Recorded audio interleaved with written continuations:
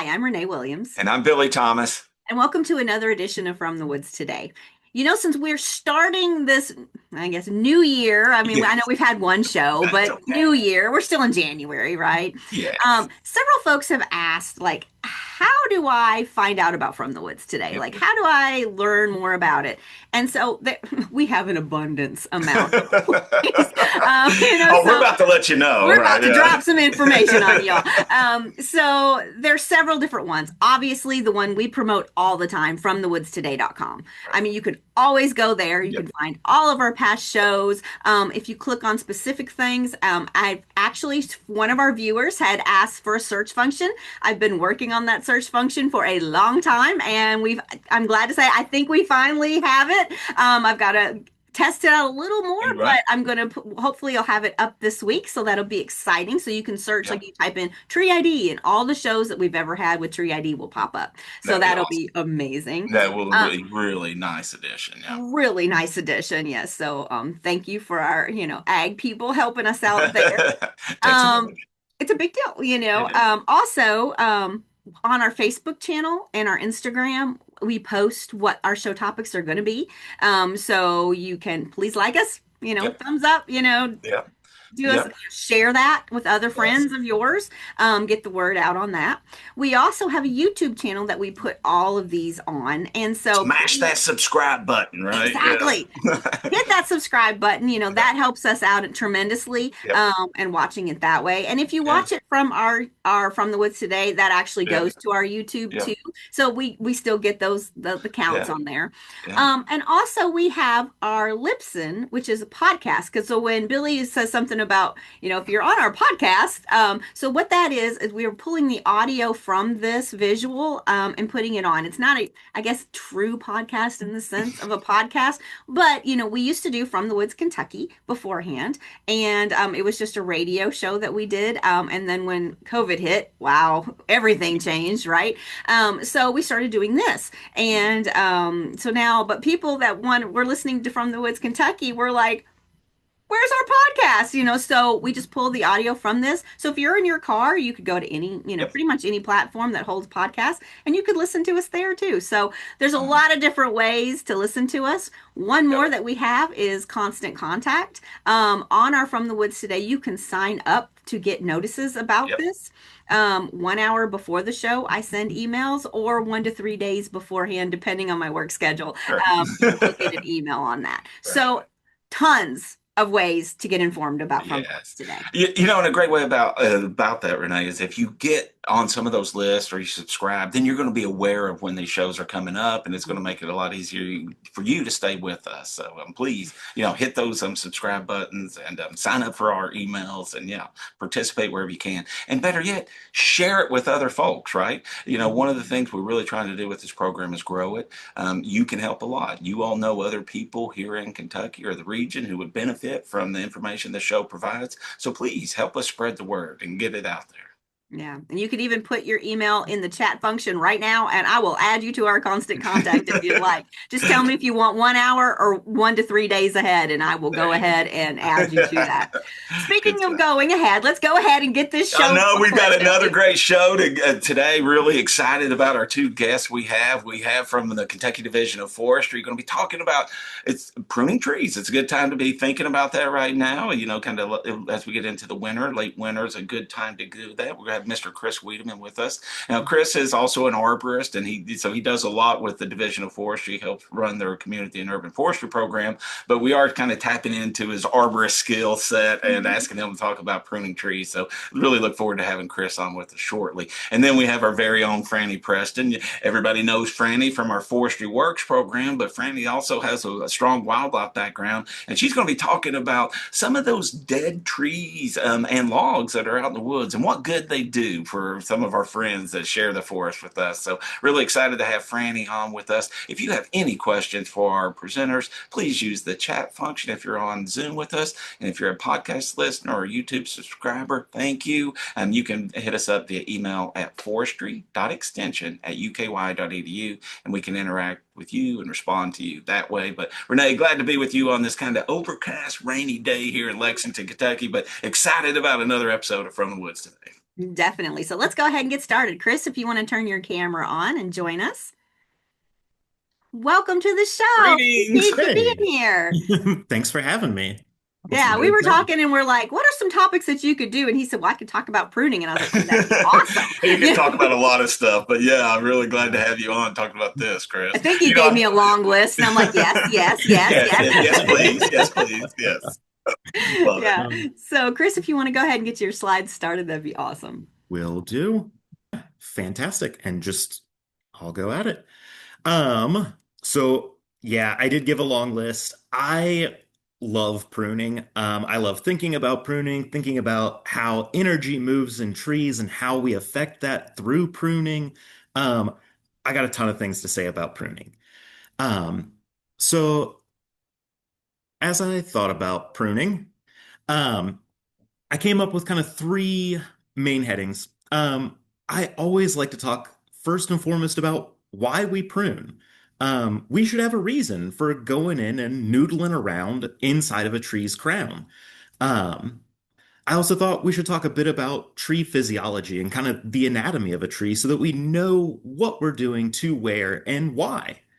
And then I've got a ton of best practices and things to talk about for when we actually start to prune. Um, so, as way of introduction again, my name is Chris Wiedamann. I am the Urban and Community Forestry Program Coordinator for the Kentucky Division of Forestry. I'm a forester, an ISA, International Society of Arboriculture certified arborist, and an environmental educator.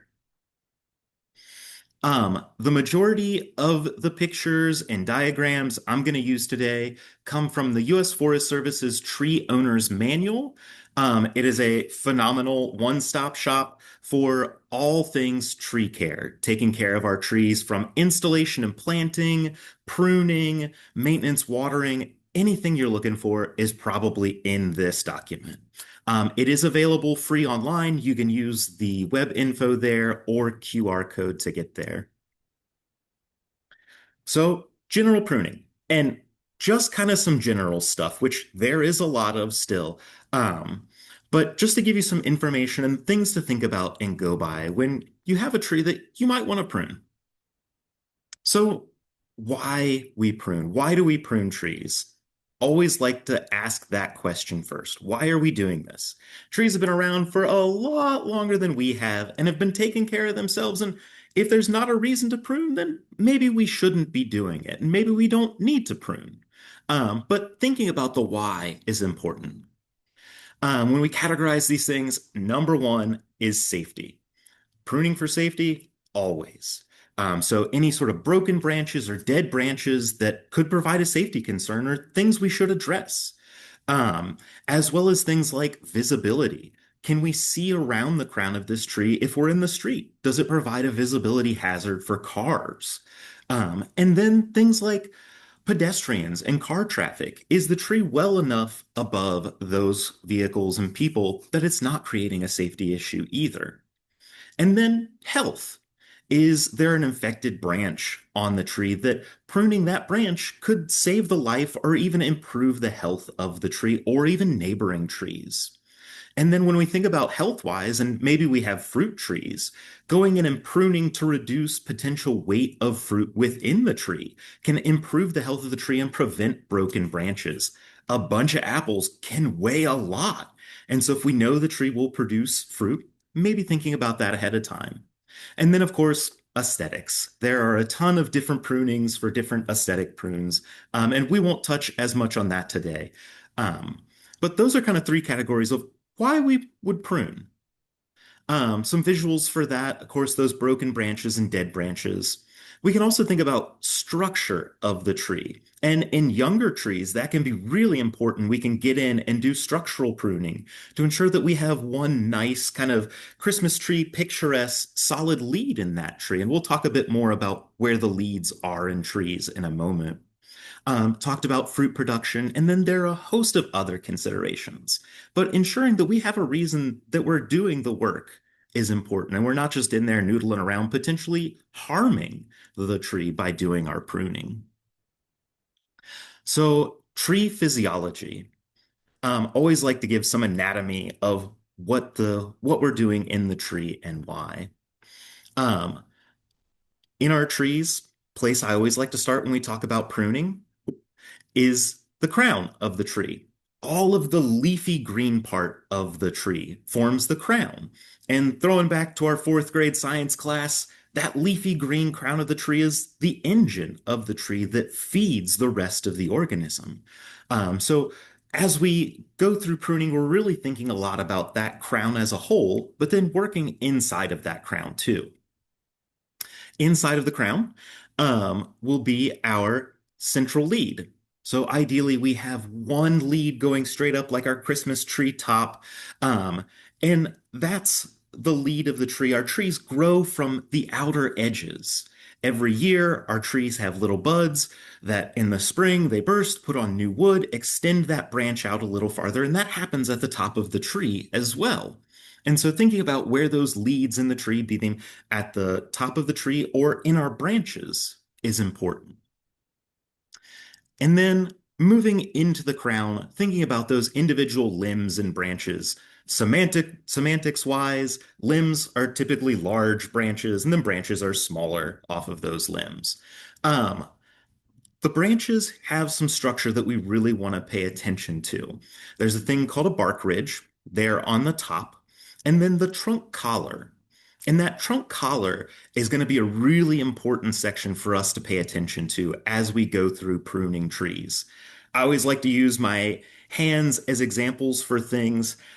If we're holding on to the trunk of the tree and our arm is the branch coming off, that space where our wrist narrows, right there would be our branch or trunk collar. And it's important to think about that where that narrowing is because as we prune trees, we're going to want to make the smallest surface area cuts we can. Every pruning cut we make in a tree is a wound for potential infection and decay. And so reducing the size of those cuts allows the tree to heal over and callus over them quicker and makes that a lot safer for the tree. So being aware of where those trunk or branch collars are, they can go by either name, will be important as we move forward with our pruning.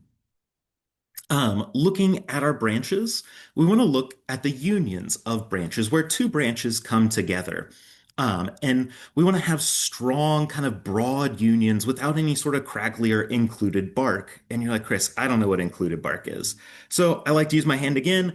If we have our thumb and pointer finger out in kind of a nice check mark or L shape, that's a nice broad branch union and it's nice and smooth in between. As we move our thumb and pointer finger together, we start to get some creasing in our skin in between. And that, if we're a tree, is our included bark. So bark that's in between the wood of the tree, which forms a weak point. So anytime we have those really tight included bark branch unions, those are spaces we want to think about and maybe do something with. So, best practices. We're getting to the meat of the thing. For what we're doing today, we're primarily going to talk about hand tools. So hand pruners, loppers, hand pruning saws, pole pruners with the little hook end that prunes on the end. We want to avoid things like bow saws and grandpa's old carpentry saw that are pretty big and thick and don't get into those nice branch areas very easily and could really damage the tree more than we want to while we do our work. So best practices before we start pruning, making sure we have all of our safety protective gear, right? Making sure we're taking care of ourselves, number one. So gloves, sleeves, eyewear, all of that kind of thing.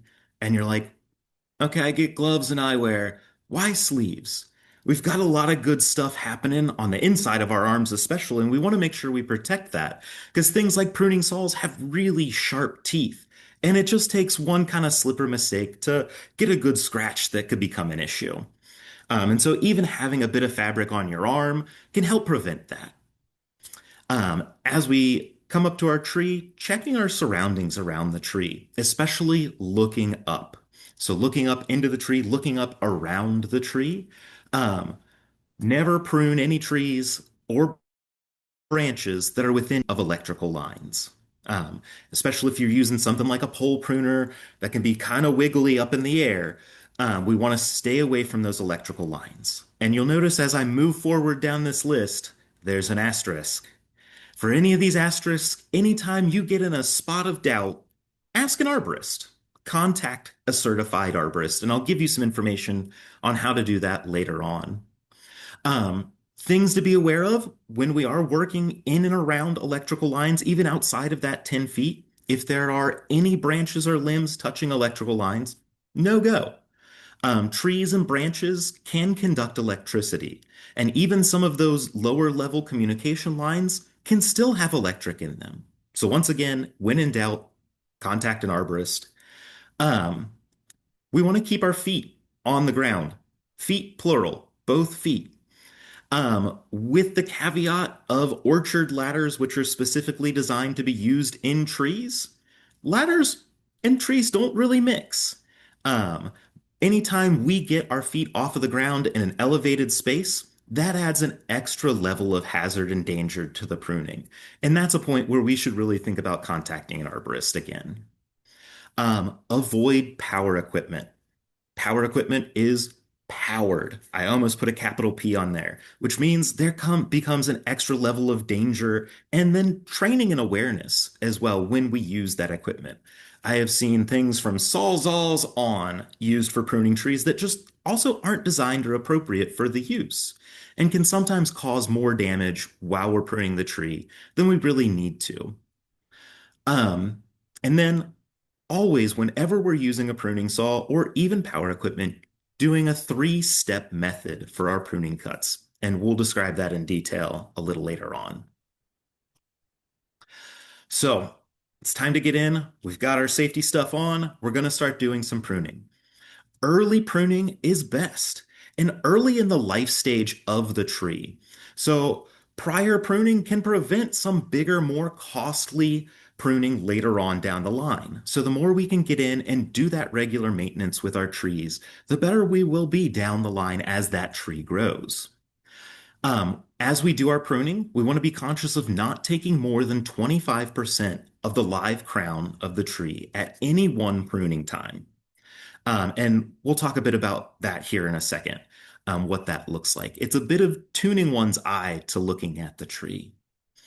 While we're pruning, we want to be pruning for well-attached branches, a good central leader, um, clearance for vehicles and pedestrians, and we're really aiming to maintain around a 60% or greater live crown ratio in the tree. And I'll show you a diagram kind of explaining what that is here in a moment. And then crown balance. We don't really want to shave one side of the tree and offset kind of the mechanics of how the tree has been growing and change the balance in the tree. So balancing our pruning as we go through the tree is important. Thinking about that 25%, you can mentally block your tree off into like pie-shaped quarters or however, or if you want to think of it in slices going upward in quarters. But sometimes one branch will just kind of be a trick branch and it'll jut out of one of those quarters, and just pruning that branch alone could be taking a large portion of your tree. So always before we start pruning, we want to do a 360 full walk around of our tree and begin to think and assess what we're going to do, if possible. The live crown ratio of the tree, if we think of the total height of a tree, the live crown would be the height of that living crown in comparison to the height of the tree. So if it's a 10-foot young tree and it has 8 feet of living green, gorgeous crown on it, which can be common in yard grown, open grown trees, it would have an 80% live crown ratio, well within that 60%. Um, for things like conifers that are not broadleaf trees, they're used to growing with a smaller live crown ratio, and so can keep going with something much less than 60%. Okay, we're starting to prune. We still have to be aware of our surroundings. We've looked up, there are no utility lines. Pruning's interesting, and not just for folks like me. People want to see what you're doing. So be aware that it might attract some folks coming and eyeballing what's happening. Be aware of your surroundings, kids, dogs. Branches can be heavy, even smaller branches.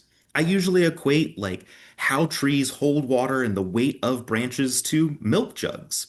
Most everyone's picked up a milk jug and they're not light. Well, you imagine all the water being held in a branch, in the wood of a branch, as a milk jug. And so as we're doing work, being conscious of our surroundings, folks that may wander into the area where we're working, we always want to make good, clean cuts. And we'll talk about how we do that in a moment. As well, we want to make sure that we're removing any stub pieces of branches and cleaning up any jagged bark in our cuts. Similar to us, trees heal over a lot better when they have a good, clean, smooth cut versus having that road rashy, kind of jaggedy cut. It takes them longer as well to callus over and heal those wounds. For any of those jagged edges, we can use a nice sharp razor blade X-Acto knife edge or knife edge to clean and smooth them up, scribing those cut wounds to make them cleaner. If we're working in trees that have some sort of fungal infection or other infection material, we want to make sure we remove all of that infected debris from the site. Sometimes leaving infected debris can actually help spread that fungal or other disease into other trees or keep it in our tree.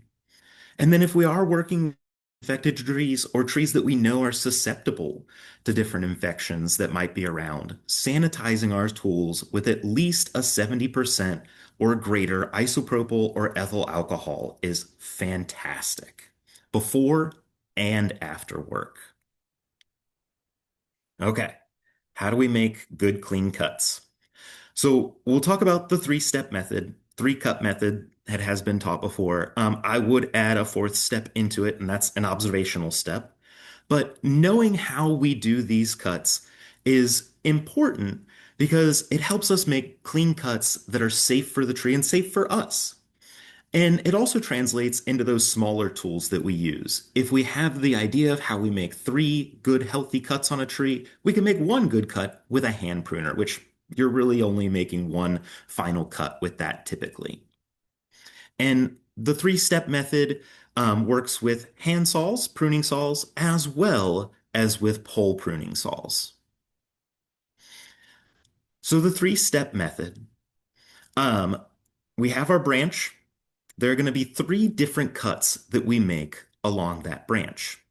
Before we even start laying saw to branch, we want to find that trunk collar or branch collar in the limb that we're working on, because that's going to define where all the rest of the work needs to happen, and specifically where that last cut needs to be. So we find where the swelling reduces in the limb, and we want to make our last cut just beyond that. And so we know that we need to do all the rest of our work out from that space. So our first cut will be an undercut on the underside of the tree. And this cut is going to reduce any peeling of the bark from our second cut. As we cut under the tree, we're not going to go more than a third of the way up into the branch from the bottom. And there'll be weight out on the branch beyond where we're cutting in the bottom, which will add to some pinching in our saw. If we start to get pinching in our saw, we want to make sure we back out of there and maybe start cutting a little more, just next to that.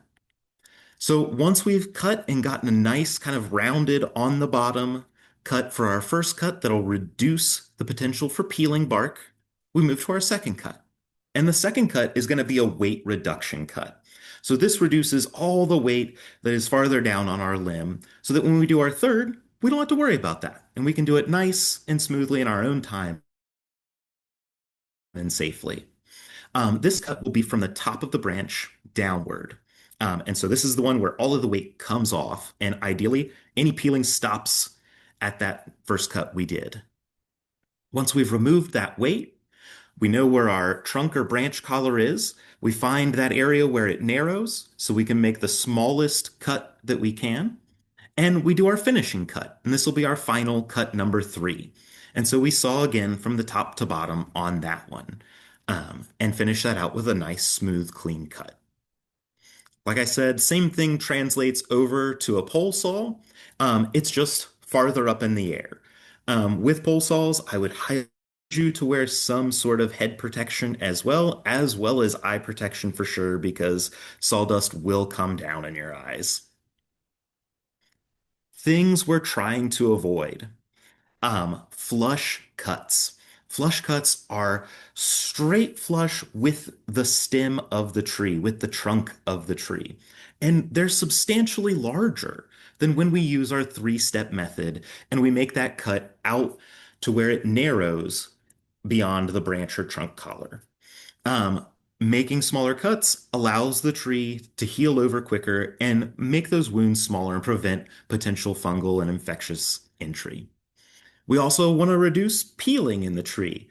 That kind of top right orangish bark peel that we see is now a wound, and the tree has to heal that over. And it's a long, awkwardly shaped wound that the tree now has to heal. And the longer it has to heal, the more potential for decay and infection we have. And then our third one, we're avoiding any stubs or stobs, little jaggedy stair step pieces, because those are also hard for the tree to heal over. This one just could have used a final cut on it to remove that little stair step piece. Um, Thinking about kind of visual what we are versus what we aren't looking for, nice, circular, smooth cuts. Like the one on the left there, that's already starting to heal really nicely. And eventually it'll turn into these kind of eye-looking shapes on the tree. And as the tree grows, those will disappear, and no one will ever know it happened. Conversely, we don't want kind of the awkward flush cuts that are large and kind of oblong shaped that the tree takes longer to heal over. And then leaving stubs, the tree won't heal over those stubs well, and that stub then becomes a three-dimensional area of inlet of decay. Timing. As we've mentioned, winter's the best time to prune trees. As an arborist and a forester, we love winter because all the trees are naked. You can see the structure of everyone and what's happening out there with our trees. As well, you don't have all of that leafy stuff getting in your way when you go to prune and look at the structure of the tree. For the most part, though, we can prune most trees any time of the year. There is a caveat to that, and that's trees in our area that are susceptible to things like oak wilt and fire blight. So, oak wilt and fire blight are diseases that trees get, and they change the timing of when we can prune those trees. So, oak wilt, as it sounds, attacks oak trees, and pretty much in most of our state outside of kind of the bluegrassy area, but can still attack trees there potentially. They'll have these leaves that kind of look waterlogged and just this off brown color. And once oak wilt gets in, they go down pretty fast for the most part. Um, for our oak trees, we want to make sure that we're not pruning them or cutting them even sometimes in the early summer and spring. So once they're dropping leaves, don't touch them. The reason being is oak wilt's transmitted a lot of times through insects. And when we're making pruning wounds on trees, these active wounds, when we make them, are basically shouting out to the world, like, I've been attacked. And they make a really nice, susceptible site for these insects to bring that infectious material and fungal material in. If we have to prune a tree or even remove a tree entirely during these times, we have some special considerations. If we remove a tree during the growing season and it's adjacent to some other oak trees, and we know that that tree we removed has had oak wilt, we want to think about the roots underground because that stump can still be a vector for entrance of disease into those neighboring trees through root grafting. Sometimes trees will kind of hold root hands underneath the ground and share resources and information. And if we have a tree like that, we want to make sure that we trim the roots in between those two trees to prevent that cross infection. If we have to prune an oak tree during the summer, this is the only time and only caveat for wound dressings, for applying anything to a pruning wound that we make. The reason being is applying a wound dressing to that wound during the growing season will prevent those insects from infecting the tree. All other pruning, wound dressings are not necessary and not advised. Wound dressings typically can hold water and moisture on that wound site, and that can lead to decay. So unless it is an oak tree pruned during that growing season time, no wound dressings are necessary. This is definitely somewhere where we want to talk with an arborist about that pruning.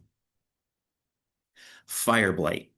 Um, Fire blight is rampant in urban areas for sure, where we plant a lot of apple trees and apple family trees. Fire blight heavily impacts things like apples, crab apples, um, pears, hawthorn trees, things that are showy, have a nice flower, and we plant a lot in our urban spaces. If we have to prune an apple family tree, same sort of deal. Don't plant or don't prune it from when it begins to flower into the fall. So once it's dropped leaves, we're good to go. Fire blight creates these scorched looking leaf areas, typically on the towards the ends of our stems and branches, and really looks like somebody has burnt our tree. And this can be a really infectious um, disease within our urban spaces. For anytime we prune an apple tree, even if it is not infected with fire blight, sanitizing our tools with that 70% plus isopropyl or ethyl alcohol before and after we prune is key to preventing any sort of these fungal infections from moving around. I would be remiss if I didn't mention the most hazardous and devastating form of pruning that happens, topping trees. Topping trees is an absolute no-no. Um, if we think about that living crown as the engine of our tree again that sustains the tree, this is the basic removal of all of those apical growing points out at the ends of our tree's canopy, as well as substantially taking more than that 25% and devastatingly removing down that live crown ratio. Um, Aside from just that massive impact it has on the energy economy of how the tree sustains itself, the tree then has to pump energy that it's stored away into making new branches from buds that it's hidden underneath of the bark and just kind of has going along for like a devastating emergency, which this would be. And all of those new branches from those secondary buds are generally weakly attached. All of that secondary growth is not nearly as well attached as that primary growth the tree was already working with. And so thinking about topping trees versus doing some good structural pruning, having all of those weakly attached branches greatly increases the potential for branch breakage in storms. And so tree topping, absolutely not. Um, have to say it. Finally, I'll round out with a couple of resources. Again, the Tree Owner's Manual, fantastic resource for all things tree care. Check it out. It's free online. And then, if you do need to find or talk with an arborist, the International Society of Arboriculture, who certifies arborists around the world, has a website where you can find local arborists or even verify that somebody is an arborist in your area. So check that out. It's treesaregood.org, all mashed together, or you can use the QR code there. I am happy to answer any questions. I thoroughly enjoy pruning things and have tons of stuff to say about it. Um, and that's that. Awesome, Chris. Thank you Very so good. very much. It was a great presentation. My We do really appreciate it. We have questions coming in. Yeah. So okay. Yeah, so let's see. Yeah, good job, Chris. Thank you, buddy. my I really pleasure. appreciate it too because I was really wondering is like is winter the best time to prune because it would be easier to see. So I'm glad that we actually did this presentation right now. So It's a great time for it. yeah. Yeah. Well, one of the questions, this actually may be for us a little bit, Mhm. Chris, but there was a question about when using a pole saw, how do you cut from underneath? Saying they That cut vertically, yeah. is Maybe. a bear. So ideally, your pole saw has segments to it. Sometimes they're just individual one segment pole saws, which makes it harder. If you have a segmented one, you can give yourself a little extra room to go out on an angle from the tree Mhm. and kind of angle from underneath that tree. So kind of instead of standing directly under, don't stand directly under, go out a bit and get that undercut, and then you have to go to the other side and hopefully match up to that and cut it that way. That's, you know, Yeah. the best I can describe it here without Yeah. showing Yeah, it. no sweat. And I'll try to answer their other question. So somebody had attended some of our extension county level fruit tree pruning Right. workshops, and they were looking for some assistance. I would encourage you to go back to your county extension agent first, and then we do have people that deal with fruit trees and our horticulture department here on campus. So we have extension folks that can help you in that regard as well. But I would start with my local county extension agent, and if for some reason that's you can't get a hold of them, whatever, just let us know where you're at. We can try to help you there. But there are some folks within our horticulture department that do have some expertise in that as well. All right, let's see what There else was we got. another one. Someone has some really old apple trees on their property and they still flower but have very small fruit early on. She says about 50 to 75% have broken or dead limbs. Should she save them or try to plant new ones? What are your recommendations, Chris? That's a wonderful question. I guess it depends on their objective. I have a soft spot for old apple trees, just as like individuals. So, I would probably let them linger on for a while. I would be really conscious of if they are harboring any diseases, though, being older trees like that. And so, kind of, maybe having a county hort person come out and talk with you and look at those trees would be a good place to start with that. If you are interested in fruit production, maybe some new ones, right? Yeah. And so I would also still assess those trees to make sure that they aren't infected with any disease before I start planting out new Yeah. trees too.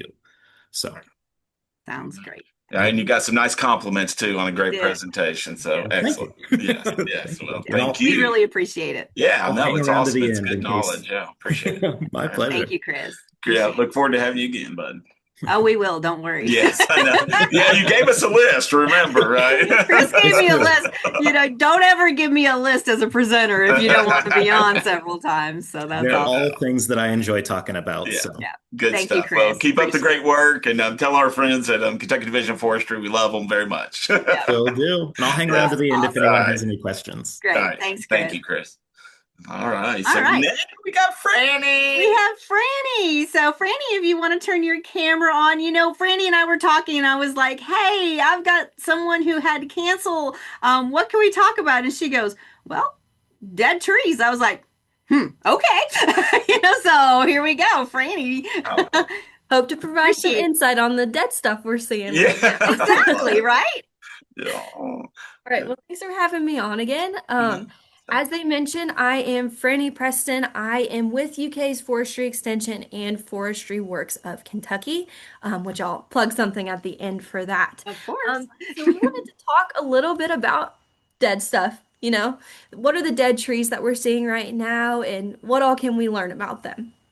All right, so if you've got woods on your property or you go on a hike somewhere, it looks like this right now, right? There's not a whole lot of greenery. Everything's pretty gray, maybe brown. And so you're like, I don't even want to go outside. I don't want to go on hikes. There's nothing to look at. Well, there's where you're wrong. There is plenty to look at. We're going to look at some ways to explore the dead trees in your forest. All right, so we know the benefits of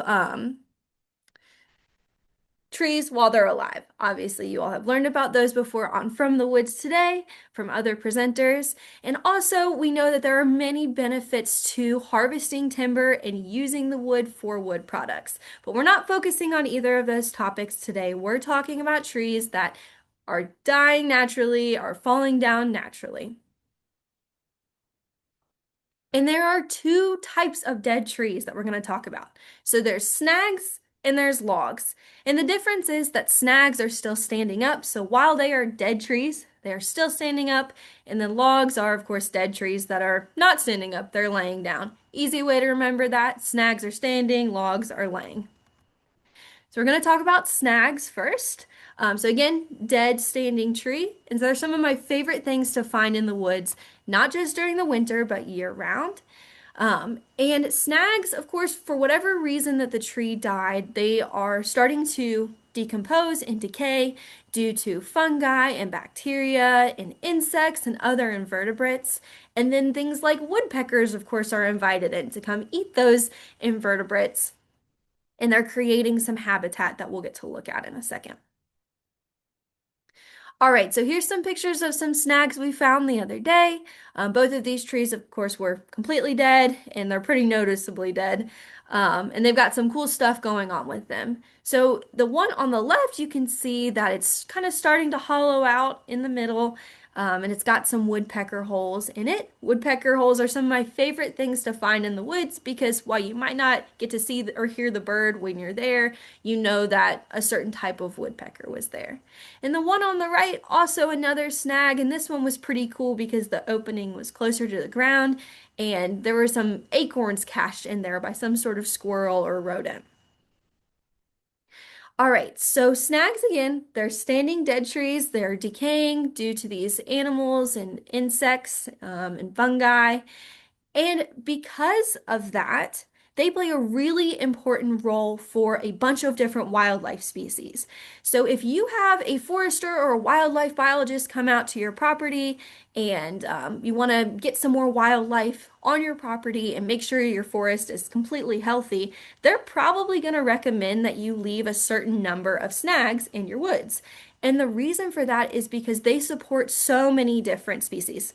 So they support cavity nesting and cavity dwelling birds such as prothonotary warblers and screech owls, maybe some rodents, maybe some squirrels. And as a tree completely hollows out and it's standing up, it can also be a really good roost site for tree dwelling bat species. There are also some great trees like shagbark hickories that have this peeling bark even while they're alive. But what's cool about snags is even if they're not a hickory, a lot of times their bark's going to peel off as well. It create little eaves for bats to roost in. So fun bat trees to look forward to. And again, during the winter, but also year-round, snags are really fun to look for if you're really into birds because they don't have any leaves on them. So a lot of times they're really good perching sites for birds to, sit at the top at, and they don't have anything obstructing their views. So they're the good spot to look for birds as well. All right, so we're going to check out some snags that we found in the woods the other day. So as we were walking through the woods today in the middle of January, it looks pretty brown, pretty gray. It doesn't look like there's a whole lot alive. The fact of the matter is most of these trees are alive. They're just dormant right now. But what we're looking for today is dead trees. So we're looking for snags and we're looking for logs. And we'll talk about snags first. So a snag is a dead standing tree. So it's a dead tree, but it's still standing up. And a lot of people, when they see dead trees in their forests, they might immediately think we need to clear those out and get rid of them. And if it's in the way of your walking path or something and it's a danger, yeah, you probably should get rid of it. But snags are actually really beneficial to the forest ecosystem. And you can even see why with this dead ash tree. So this ash tree, for whatever reason it died, it could have been insect related, got hollowed out in the middle as the inside was rotting. And as it got hollowed out, of course, that happened because of insects. And then some woodpeckers came to eat the insects, and they made these cool holes in these trees. So now this is habitat for some other animals, potentially other birds. If the tree gets hollowed all the way out, it could even be habitat for bats as well. So we've got another snag right here, and this one's a little bit smaller, but there's some cool stuff going on with it. So you can see some shelf fungus, which, of course, fungus is one of the things we talked about that helps break down trees. So we've got some cool shelf fungus going on. And then something else we noticed is that there's some sort of animal that's building its nest inside of this tree. So this tree is hollow enough to hold a little rodent or something that's building its nest inside that tree. All right, so we talked about snags, saw some examples of them, and now we're going to move on to logs, which of course are just dead, decaying trees that are on the ground. And logs are also decaying because of bacteria and mushrooms that's breaking the wood down, as well as insects and other invertebrates. Here's a cool picture of a mushroom I found growing entirely inside of a log, so mushrooms are really cool, especially when you're finding them on logs. And logs are really important habitat for a ton of different animals, and plants and fungi. So when you're finding logs in your woods, even during the middle of winter, you're going to find some cool stuff. They could be home to rodents, they could be home to insects and other invertebrates, snakes, other reptiles. And in the next couple of months, especially late February, early March, when we have those first warmish, rainy days, the salamanders are going to be out and about looking for those worms underneath the logs. So it's one of my favorite times of the year to find salamanders as well. And I asked the Nelson County clover buds to help me just encapsulate all the different things that were found in rotting logs. And shout out to them for coming up with some really great examples. As you can see here, there's quite a few things that you can find within a rotting log. All right, so we kind of talked about how logs and snags are really important for wildlife habitats, kind of the focus that we've had. But of course, as these trees are breaking down, they are turning into soil. So without trees dying and breaking down and decomposing due to fungi and bacteria and insects and other animals, we're not going to have any soil. So it's so important that we have some of these in the forest. That way the forest ecosystem is regenerating. It's even cool when there's logs that aren't completely into soil yet, but you're still seeing plants grow out of them. It's pretty amazing. So this log right here is a really good example of a tree decomposing and breaking into soil. If you look underneath the log after we flipped it, you can see the soil is turning really crumbly and the tree itself is turning into soil, which of course we need for more plants to grow to regenerate the forest. And under almost every log you'll find in the forest, you're gonna find some really cool things if you look really close. We've got some worms and some spiders. There's some ants under this one, a snail, a bee, some isopods. There's all sorts of things under this log that, you know, couldn't live just in the cold air during the winter. They need a warm place to live. So we'll flip this log back for now. And always remember when you're flipping logs in the woods to always put them exactly back how you found them. All right, so in summary, yay for decaying things. Snags and logs, they create so much habitat for so many different species, and they are a big part of the reason that we've got soil, which of course we need to keep our forest healthy. And decaying logs, decaying trees, they support every part of the forest ecosystem, from the little microscopic things that we can't even see to the forest as a whole. So thanks for learning all about decaying trees today. I know it's kind of a bit of an odd topic, but it's fun, something fun you can look at in your woods right now. And if you were thinking while I was talking about this that you know of a high schooler who would think this stuff is really cool, I'm going to shamelessly plug the Forestry Works field course. So Forestry Works is a program for high school students to learn all about different forestry topics. We've got a summer field course that is free to attend this year at UK's Robinson Forest. Again, it's for high schoolers. They get to spend a week basically getting a four-year forestry degree condensed down to a high school level over the course of a week. So I'll put a link for that application in the chat as well. But yeah, thank you all for learning about dead trees today.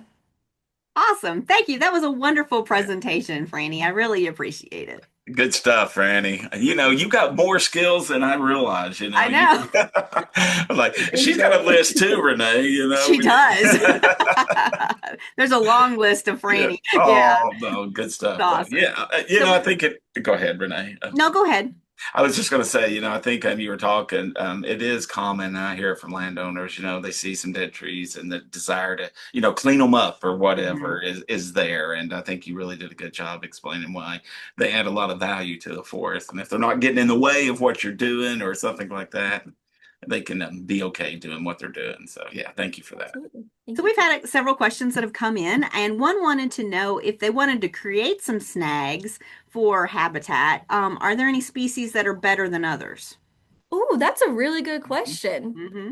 Um, hmm, that might, Billy, you might be able to answer that a little bit better. Yeah, a little bit. Yeah. I would say, trees that have, the loose bark, right? That's always attractant. So, some of our trees that have looser bark like that would, some of our shagbark, hickories, and some of those make really good.